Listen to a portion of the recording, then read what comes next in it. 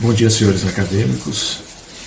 Estamos aqui iniciando essa abordagem introdutória, numa síntese apertada sobre a história evolutiva do direito. Para esse início é preciso voltar os olhos lá para as primeiras comunidades, em que as necessidades e os anseios eram inexpressivos. Eles viviam sem tantas necessidades, anseios como se vivem as comunidades atuais. Mas aquelas primeiras comunidades evoluíram. E com a sua evolução e crescimento, seus anseios e necessidades se tornaram muito mais complexos. O que significa dizer que, a partir desse momento, aquelas primeiras comunidades não tinham como mais viver sob a égide de um direito natural, do justnaturalismo, em que a doutrina peculiar nos ensina que havia um temor de uma força maior, dos eventos da natureza, punir aqueles que descumprissem as regras salutares, ordeiras, harmoniosas para o bom convívio naquelas sociedades, naqueles grupamentos e primeiras pessoas que tínhamos aí no nosso planeta. Então a ideia do direito natural seria essa, uma força maior que poderia punir por meio do fogo, da chuva, do trovão, das intempéries da natureza. E esses estudos são feitos por meio do justnaturalismo. Mas, como dissemos, essas pessoas evoluíram, as suas comunidades se ampliaram, os interesses e necessidades deles se tornaram muito mais complexos e não davam mais para esperar apenas esse ideário de uma força maior, de eventos da natureza, sob a égide do direito natural, do justnaturalismo, punindo as pessoas. Esse direito foi necessário que fosse escrito, positivado. Então surgiu a partir de então o que nós conhecemos por juspositivismo, direito positivo, escrito e vigente em determinada época e local. E quando se olha para esse lado, tentando encontrar a primeira norma, acervo normativo, que tivéssemos nessa perspectiva de positivação, ou seja, de algo formalizado e escrito, nós vamos encontrar o Código de Hammurabi, que pelas notações evolutivas da doutrina nos informa que é de 1800 anos antes de Cristo. Esse Código de Hammurabi, ele foi estruturado por meio de um cilindro, e nesse cilindro estava enrolado folhas de papiro, papel, né? Folhas de papiro que seriam uma espécie de papel vegetal muito consistente, onde eram feitas as anotações de casos comuns, corriqueiros, repetitivos, e ali nesse Código de Hammurabi teríamos 100 casos, como se fosse 100 julgados de jurisprudência como temos nos dias atuais. Toda vez que precisavam decidir, desenrolava, encontrava o caso e aplicava. E nesse Código de Hammurabi nós tínhamos também a presença da lei de talião, uma lei dura, lei de olho por olho, dente por dente, quem com ferro ferro, ferro será ferido. Era algo que vivia na época. As pessoas eram muito rudes e talvez a forma de encontrar soluções para essa pacificação social fossem essas leis duras, severas, que só mais tarde seriam abrandados com a nova perspectiva de uma população que não necessitava de tamanhas crueldades, penalização tão severas. Quando a gente sai um pouco desse marco de Hammurabi, do Código de Hammurabi, é preciso abrir um parênteses para registrar que novos estudos e investigações, hoje com todos os recursos modernos, encontraram uma tábua reconhecida por Tabuinha de Istambul, na Turquia, e que essa tabuinha de Istambul desbancaria o Código de Hammurabi, porque ela remontaria 2.200 anos antes de Cristo. Então seria mais antigo regramento positivado que nós teríamos para o direito. Mas isso não é predominante, majoritário na doutrina, que continua prevalecendo como mais antigo, mais remoto, meio positivo de ordem para reger o convívio humano seria o Código de Hammurabi. Depois deles a gente dá um salto para analisar o direito hebraico. 1500 anos antes de Cristo. Esse direito hebraico, é claro, está centrado na figura de Moisés, patriarca, com aquela missão de fazer a trasladação do povo prometido lá do Egito.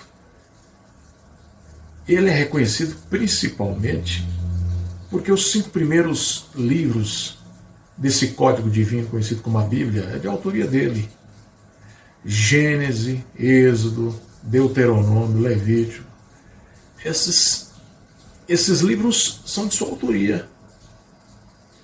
E nesses livros, principalmente nos 2 primeiros, na Gênesis e no Êxodo, estão a lei civil mosaica. O direito hebraico bebia nessa fonte. E esse direito hebraico, articulado, estruturado por Moisés em 1500 a.C., ele também era duro. Ele ainda trazia consigo esse recorte da lei de talião, de olho por olho e dente por dente. As pessoas falam assim, mas Moisés recebeu no Monte Sinai os 10 mandamentos, era um enviado de Deus. Sim, mas ele lidava com pessoas rudes, duras, em sua época, em 1500 anos antes de Cristo, que talvez só compreendesse a dureza das regras para respeitar o direito do próximo, o convívio e as relações sociais. Quando se sai desse direito hebraico, nessa perspectiva evolutiva do direito, nós vamos dar uma passada no direito indiano, 800 anos antes de Cristo, e nós vamos encontrar o Código Manu. Esse Código Manu começa a trazer sensíveis evoluções ao progresso para a humanidade, porque lá nesse Código Manu a mulher deixa de ser tratada como res, coisa, como se fosse um objeto do homem, dos homens, e que pudesse atuar apenas no âmbito doméstico, como do lar, doméstica. A gente vai encontrar um destaque nesse Código Manu dizendo que em mulher não se bate sequer com rosas. Quando você analisa o povo da Índia em relação a nós aqui no Ocidente, reconhece que eles são pelo menos 1000 anos evoluídos espiritualmente à nossa frente. E essa legislação, claro, trouxe sensíveis avanços nos direitos e garantias fundamentais dos homens e principalmente da mulher. Quando nós vamos deixando aí esse direito da Índia por esse Código Manu em 800 anos de Cristo, nós vamos fazer uma passagem no direito da Grécia, no direito grego. E ele foi muito importante e até hoje nos traz significados, reflexos para a nossa legislação. Quando se olha para a Grécia, na atualidade, ver ali o estado econômico daquele país, a gente fica a pensar que tantas expressões notáveis como Sócrates, Platão, Aristóteles, que foram tão importantes nesses marcos legislativos que até hoje repercutem para a humanidade. Então a Grécia nos trouxe, a título de regramentos principiológicos, existente até hoje no nosso direito civil, na nossa Constituição, e para a maioria dos ordenamentos jurídicos do mundo, os ideais, por exemplo, de república, democracia, igualdade, princípio da igualdade, direito isonômico, que nós tantos estamos aqui fazendo essa leitura. O Platão, que fez as anotações e compilou tudo aquilo que Sócrates dizia, porque Sócrates não deixou nada escrito, a exemplo do que Jesus Cristo, em sua passagem em nosso meio também, não deixou nada escrito, foram os seus apóstolos que escreveram. Então Platão é que, na condição de discípulo de Sócrates, fez as anotações, deixou aquela obra, A República e as Leis, a Democracia, que está aqui presente em nossos meios até hoje. República, coisa pública, República Federativa do Brasil, uma herança aí da Grécia Antiga. Democracia, governo do povo, pelo povo, para o povo, está no nosso regime político. Quando nós vamos encontrar Aristóteles definindo o que é o princípio da igualdade isonômica, porque a maioria das pessoas quer abrir esse princípio numa leitura fria e morta da lei, no artigo 5º da Constituição, que fala que homens e mulheres são iguais perante a lei em direitos e obrigações. Precisamos diferenciar essa igualdade formal de igualdade material. E no tocante à igualdade material, a lição que nos chega de Aristóteles é que os desiguais sejam tratados de forma desigual dentro das suas próprias desigualdades. Então, o direito na Grécia tem muito a nos ensinar, nos ensinou, nos trouxe recortes importantíssimos para a Constituição Federal, para o direito civil que estamos vivenciando hoje. Não se pode passar numa história evolutiva do direito sem cuidar e analisar toda essa riqueza e esses referenciais do direito grego, 600 anos antes de Cristo. Depois de passar por aí, a gente começa a chegar em Roma. E Roma é a base do nosso direito civil e até processual.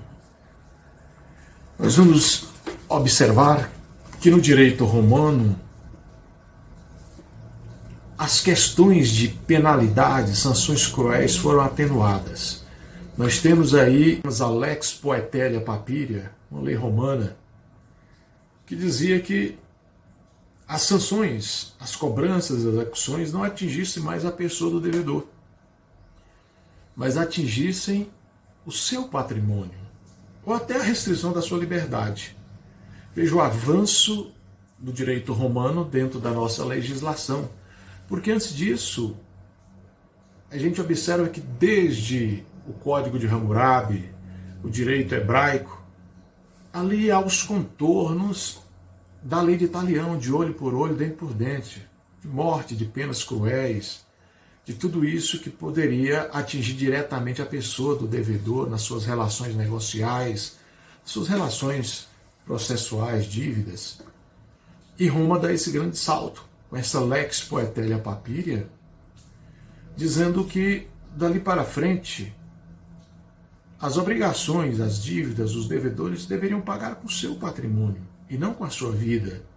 Poderia até perder a liberdade por meio da restrição temporária, mas não perder a própria vida. Então, esse caráter humanitário aparece na legislação romana, que vai moldando, que vai trazendo para os novos ordenamentos, encartes legislativos, esse aporte imprescindível humanitário. E aí ainda em Roma nós vamos encontrar o Corpus Juris Civilis, um código civil de Justiniano. O imperador Justiniano cria esse código, e esse código ratifica a Lex Poetelia Papiria, dizendo também que as obrigações, dívidas, devedores não pagarão mais com as suas vidas, mas com seu patrimônio, ou até com a restrição de suas liberdades temporárias. Justiniano, que nós sabemos, no momento em que Roma já não tinha mais força para suas conquistas por meio de guerras, conflitos, e nem tampouco perseguição aos cristãos, ele adotou o cristianismo como religião oficial de Roma, claro, como uma estratégia para não continuar os seus conflitos com os cristãos. A Roma não tinha mais força, então ele era muito estrategista, e ele criou esse Corpus Juris Civilis, que é a base hoje do que estamos vivendo na nossa legislação aqui no Brasil e no Ocidente, em todo o Ocidente aí, o que se tem de base para a legislação civil e parte dela da processual civil vem desse corpus juris civilis de Justiniano. Então, quando a gente sai um pouco aí nessa evolução histórica do direito romano, é importante analisar esse período medieval, que inicia na era 1, do ano 1 da era cristã e vai até 1500 depois de Cristo. Muitos falam de período medieval e de que esse período era um período de obscurantismo, de trevas, porque durante esse período o Vaticano, a Igreja Mãe, confundia-se com a própria figura do Estado e por isso tinham os excessos, os desmandos, as fogueiras, as inquisições. Todo aquele que insurgia contra um dogma religioso era considerado pagão, herege, depois era queimado em fogueira e tinha as guerras santas. Então, tivemos muita violência, muitos desmandos, muitos deszelos, mas nesse mesmo período medieval não se pode ignorar que se teve também luz, que se teve a presença de períodos como a patrística e escolástica. Então, essas duas fases e períodos são riquíssimas de um acervo jurisprudencial do direito canônico. A gente vai observando que esses luminares como Santo Agostinho e São Tomás de Aquino vão trazendo esse ideário de se deixar de analisar a igreja como centro das coisas, né? De abrir mão um pouco do fundamentalismo religioso para que o ser humano tenha mais direitos, condições, liberdades. Isso foi tão importante que nós vamos analisar, e por isso é importante, é primordial, é imprescindível que ao estudo do direito, principalmente nessa parte inicial de direito geral, ou da teoria geral do processo, não se navegue em águas rasas, sem fazer pelo menos uma síntese de análise mais aprofundada sobre a evolução do direito. Nós tivemos duas grandes guerras. Depois da Primeira Guerra Mundial, a gente vai analisar que as potências, os estados, as economias estavam em frangalhos. Eles não tinham mais como honrar os seus compromissos. E aí eles sentaram e foram discutir o que fazer para prosseguir com o mundo em 1923. E ali eles foram fazer uma consulta à jurisprudência dos tribunais canônicos.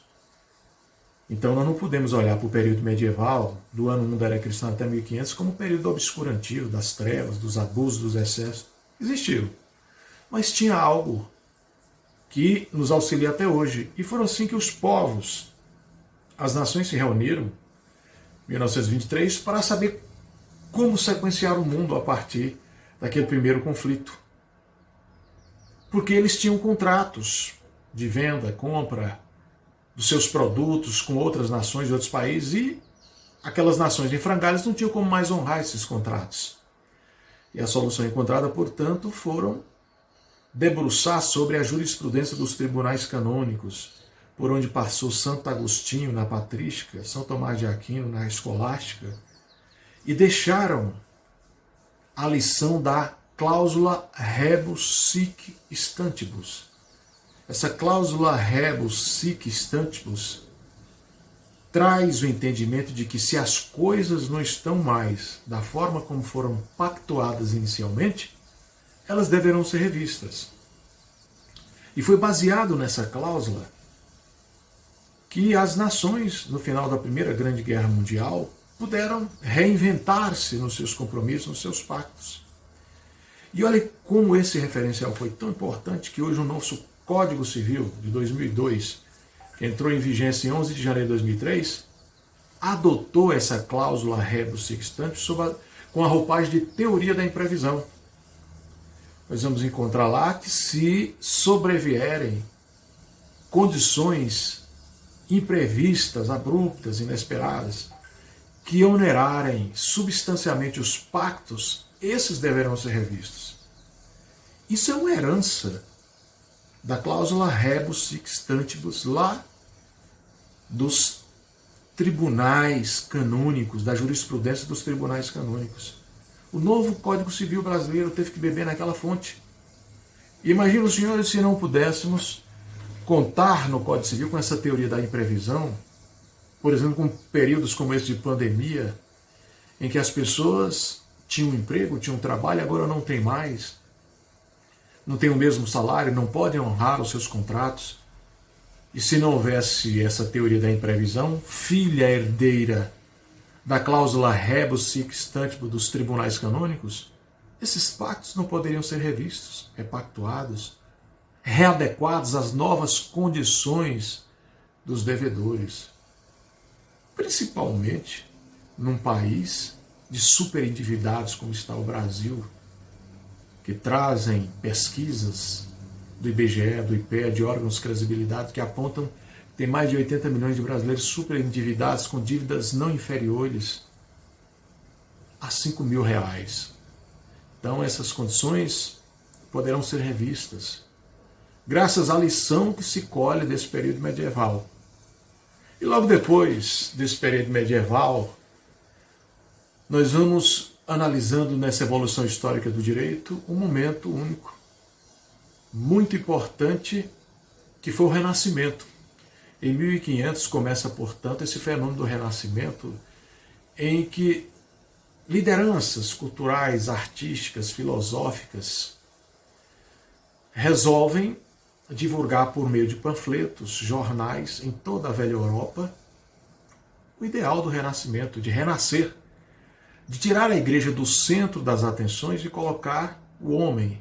Está aí o antropocentrismo, colocando o homem como centro das atenções e tirando a igreja. É um marco importantíssimo com o Renascimento.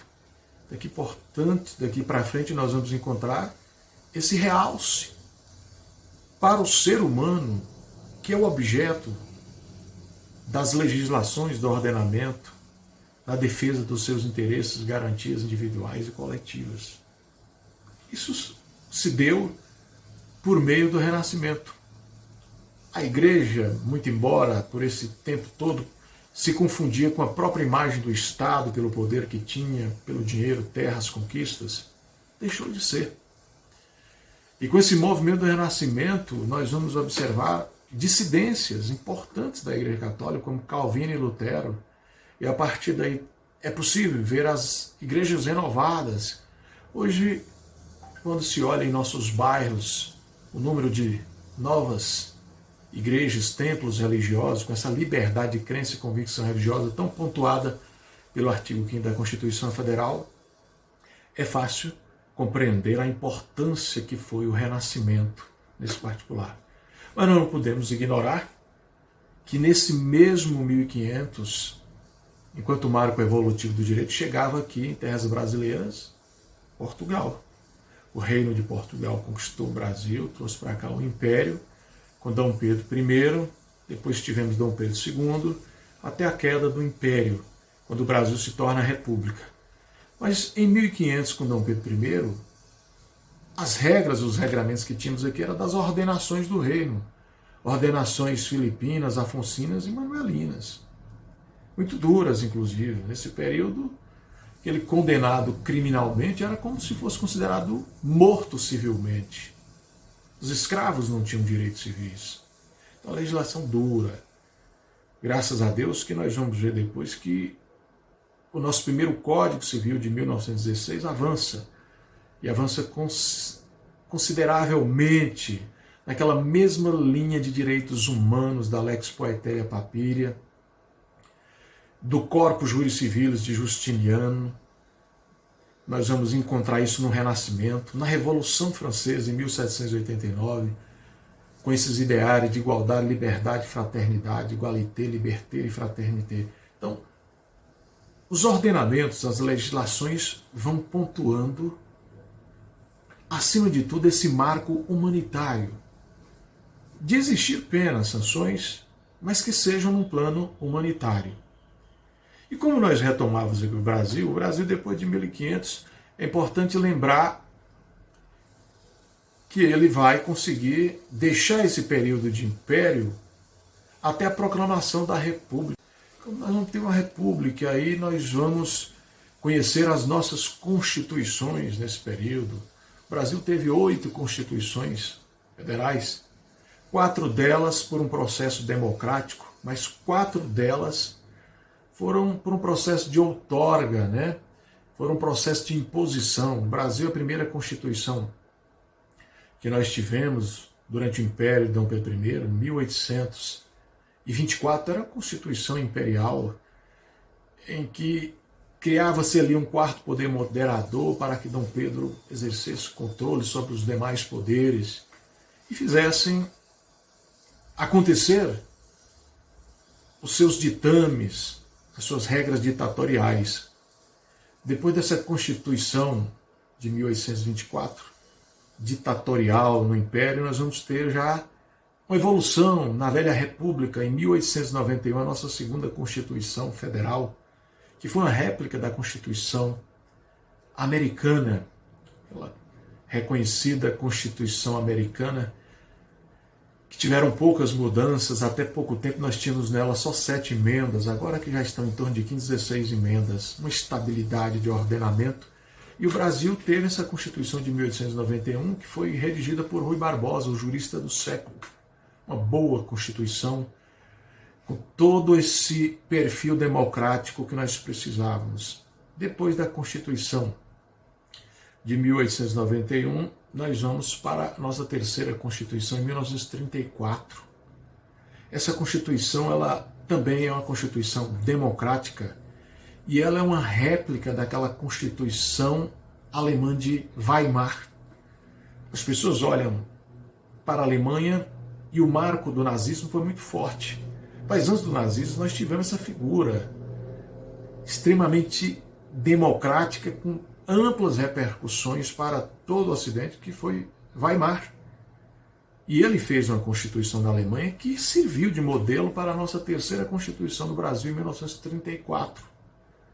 Essa foi a Constituição importante. E esse fato, cabe abrir um parênteses aqui muito importante, que em 1930 estava ocorrendo uma revolução constitucionalista no Brasil para pôr fim à política do café com leite. Evitar aquela alternância de presidentes de Minas e de São Paulo. Política do café com leite. Café, a indústria cafeeira de São Paulo. Leite, o queijo mineiro. Então, havia esse acordo de alternância entre presidentes de Minas e de São Paulo. Os demais estados brasileiros queriam romper com essa política do café com leite durante a velha República e fizeram um movimento, sim, que culminou com a extinção dessa política do café com leite, que gerava essa alternância de poder entre os presidentes que vinham de Minas e de São Paulo. Nessa época, em 1930, o último deles eleito foi Júlio Prestes, um advogado. Foi eleito democraticamente, mas por meio dessa revolução para pôr fim a essa política de café com leite, ele não chegou a assumir. Quem assumiu no governo provisório em 1930 foi Getúlio Dornelles Vargas, lá de São Borja, Rio Grande do Sul. Ele vem por um governo provisório de 1930 a 1934.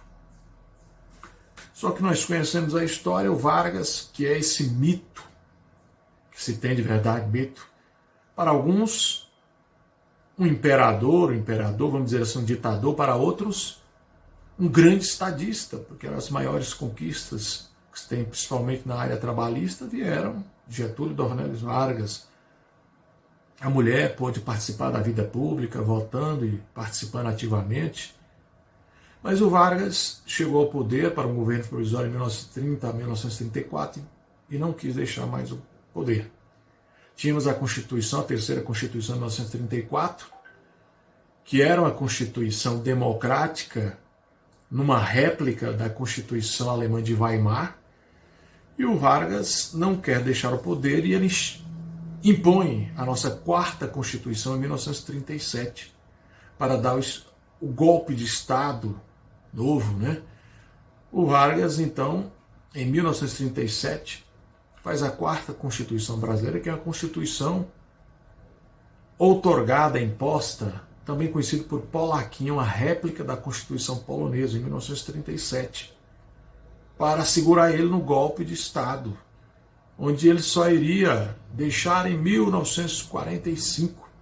Então, durante todo esse tempo aí, ele dá o golpe de Estado novo para só em 1945, uma nova revolução democrática, nós termos aí a nossa quinta Constituição, a de 1946, uma Constituição democrática que traz de volta o regime democrático para o país, com essa Constituição, com essa quinta Constituição de 1946.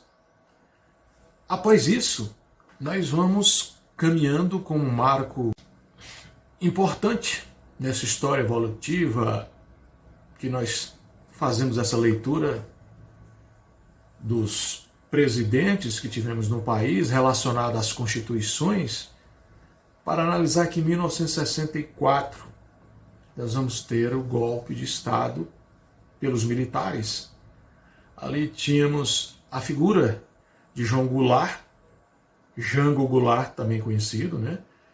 E ele tinha as tendências caudilistas de Perón na Argentina, e os militares temerosos de que ele pudesse fazer a inserção do regime socialista aqui no país, é um dos argumentos para o golpe militar. Nós tivemos então esse golpe militar, que Humberto de Alencar Castelo Branco assume aí, e depois outros tantos militares sequenciando a ele vão, até João Batista de Oliveira Figueiredo, de 64, para alguns até 83, mas nós podemos falar até 1987, porque aí que começa o movimento Direta Já, que culminou com a nossa última Constituição em 1988, 5 de outubro de 1988. Mas durante o regime militar nós tivemos duas Constituições, a de 1967 e 1969. Então o Brasil teve as Constituições de 1824, 1937, 67, 69, que foram ditatoriais impostas. Mas nós tivemos também constituições democráticas, a exemplo da Constituição de 1891, 1934, 1946 e a Constituição atual de 5 de outubro de 1988. Então essa é uma leitura que nós fazemos da nossa lei maior nessa evolução do direito, e é claro que as normas infraconstitucionais de direito civil ou processual civil estão todas elas verticalizadas a essa Constituição. A última Constituição, a Carta Política, Lei Maior, Carta Magna, ela realmente traz uma enormidade de direitos e garantias fundamentais que nós vamos encontrá-los principalmente no artigo 5º, que são considerados cláusulas pétreas, com 77 incisos, todos eles repercutindo de algum modo, seja no campo principiológico, norteador ou interpretativo, das nossas normas infraconstitucionais, a exemplo do Código Civil, a exemplo do Código Processual Civil, Penal, Processo Penal e assim por diante. De modo que, fazendo essa leitura desses marcos importantíssimos na história evolutiva do direito, a inserção atual que nós podemos ver hoje no direito, e que nós falávamos há pouco, é de uma sociedade de consumo. Nós observamos a era da globalização, desde os anos 80, sendo articulados pelos Estados Unidos, pela Inglaterra, e eles utilizaram dois mecanismos muito importantes para que essa globalização se articulasse, que foi o marketing intenso, né, a facilitação de crédito, utilizando esse mecanismo rápido de divulgação e informação que é a internet. Estava estruturada a partir daí uma sociedade de consumo.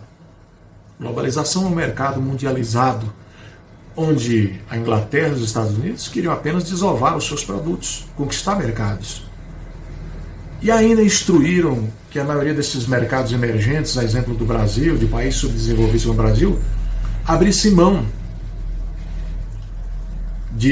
da maioria das suas empresas adotando o regime neoliberal para recepcionar novas empresas, que o Estado fosse enxuto, abrindo mão das suas estatais, para que as empresas internacionais viessem assumir essas estatais, como aconteceram com boa parte das nossas estatais, a exemplo da Vale do Rio Doce, da Usiminas, da Suminas, que nós sabemos que foram privatizadas com moeda podre, né? Moeda de pequeno valor de liquidez, e logo em seguida essas empresas já estavam altamente rentáveis. Tudo isso articulado sobre esse regime neoliberal, que diz que esses países emergentes têm que ter a sua máquina administrativa extremamente enxuta para evitar, por exemplo, corrupção, isso, aquilo, outro, ou porque esses países emergentes, subdesenvolvidos, não têm condição de fazer essa gestão. A gente observa que a nossa Constituição Federal, no artigo 6º, traz uma enormidade de obrigações sociais para com o Estado. A exemplo da educação, ensino, esporte e lazer. E quando se abre mão de parte dessas estatais para que elas sejam privatizadas, o brasileiro jamais terá essa contemplação desses direitos e garantias sociais. Um equívoco. E um equívoco tão grande que, com essa sociedade de consumo que vem ensinar os brasileiros a consumir, a gastar o que não têm, o que não podem, porque passa-se a ideia de quem compra, consome, tem um prazer, tem uma satisfação momentânea, né? Eleva o seu estado social, né? A sua autoestima. Mas essa sociedade de consumo, e principalmente o país, não educou, não trouxe diretrizes de consumo para o brasileiro, de como consumir só o essencial, só o suficiente.